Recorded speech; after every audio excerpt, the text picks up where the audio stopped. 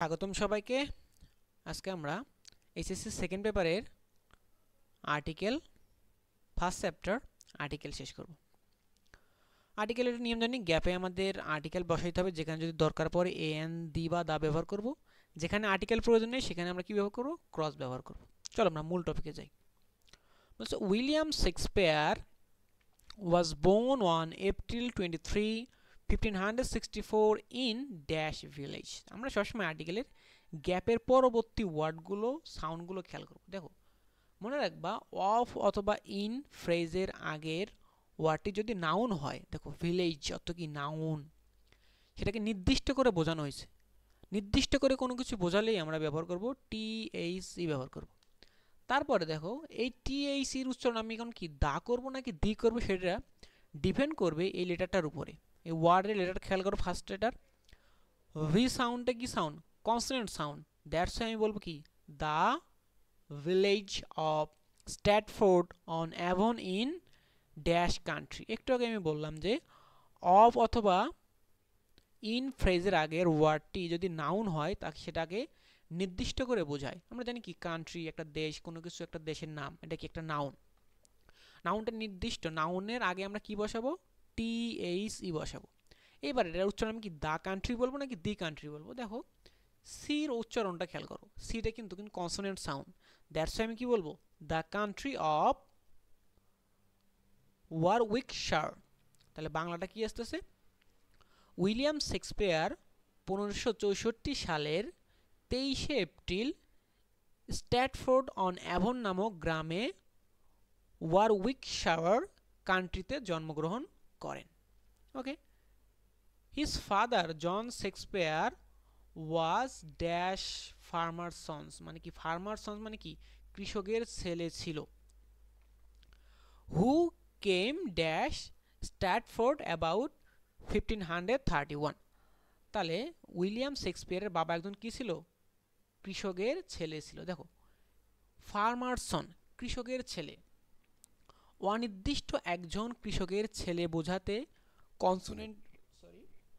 Consonant সাউন্ডের পূর্বে আমরা কি ব্যবহার করব? অনির্দিষ্ট হলে আমরা মাথায় দুটো জিনিস আসবে, একটা হলো এ অথবা অ্যান। এমন প্রশ্ন হলো আমি এ ব্যবহার করবো নাকি অ্যান ব্যবহার করবো? আমরা জানি যদি ভাওয়াল সাউন্ড হয় তাহলে আমরা অ্যান ব্যবহার করব, যদি কনসোনেন্ট সাউন্ড হয় আমরা এ ব্যবহার করব। এবার খেয়াল করো এফ সাউন্ডটা কি সাউন্ড? অবশ্যই কি কনসোনেন্ট সাউন্ড। দ্যাটস আমরা কি ইউজ করব? এ ফার্মার্স সন্স হু কেম ড্যাশ স্ট্যাটফোর্ড। দেখো স্ট্যাটফোর্ড একটা কিসের নাম? স্থানের নাম। আমরা জানি দিন, মাস, বছর, স্থান এগুলো কখনো আর্টিকেল বসে না, প্রিপোজিশন বসে। যেহেতু এখানে আর্টিকেল বসবে না, আমাদের প্রশ্নে কি বলা ছিল, সাজেশনে দেওয়া ছিল কি যদি আর্টিকেল না বসে আমাদেরকে ক্রস ব্যবহার করতে হবে। তাহলে আমরা এখানে কি বসাবো? ক্রস বসাবো।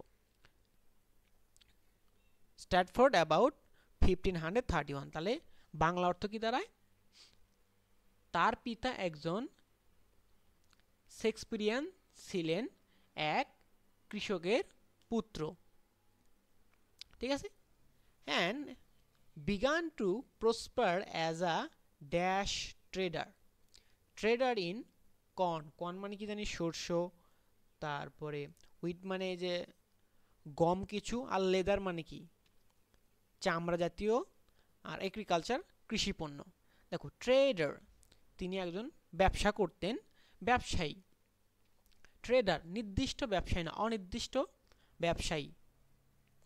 তো অনির্দিষ্ট অর্থে একজন বোঝাচ্ছে। অনির্দিষ্ট হলে আমরা কি ব্যবহার করি? এ বা এন। দেখো টি সাউন্ডে কি সাউন্ড? Consonant sound. দ্যাটস আমরা এখানে কি ইউজ করব? A. Trader in corn with leather and agricultural product.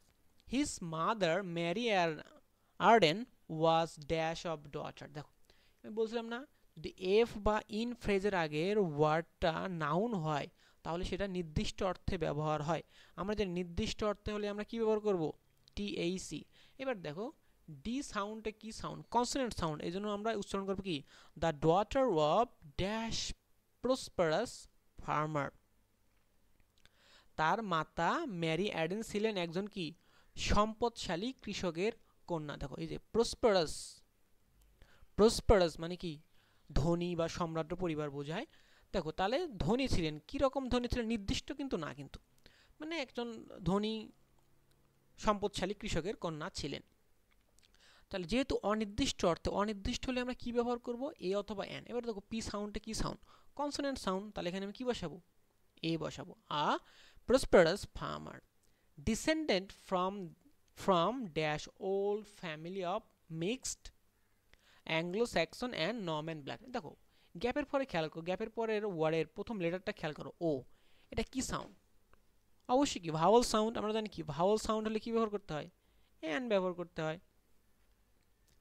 ওকে, এটা তারপর আসো, it's generally believe that neither poet's mother nor his father could read or right.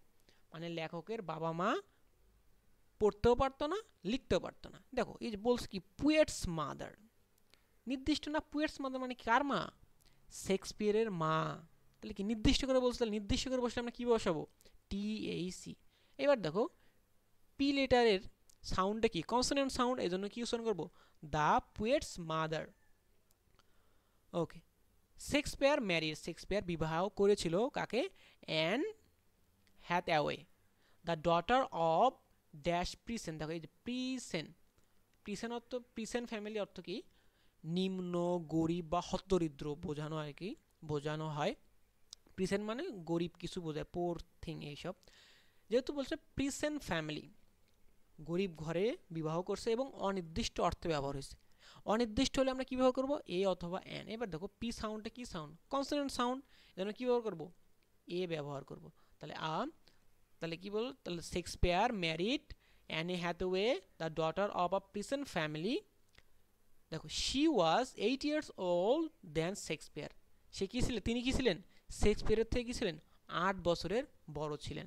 আশা করি এইভাবে যদি আর্টিকেল বুঝে বুঝে সলভ করা যায় তাহলে পাশে পাস করা কোনো ব্যাপার না, কারণ আর্টিকেল মুখস্থ করে চলবে না। এটার গ্যাপের আগে পরে খেয়াল করতে হবে কোন সাউন্ড আছে, কোন ওয়ার্ড আছে, কেন আর্টিকেল বসতেছে, কেন এ বসবে, কেন অ্যান বসবে, কেন দা বসবে, কেন ক্রস বসবে। এই বুঝে বুঝে যদি আর্টিকেল সলভ করো তাহলে যেখান থেকে আসুক আর্টিকেল তুমি অবশ্যই উত্তর করতে পারবা। দেখা হবে আবার কোনো নতুন ভিডিওতে। ধন্যবাদ সবাইকে।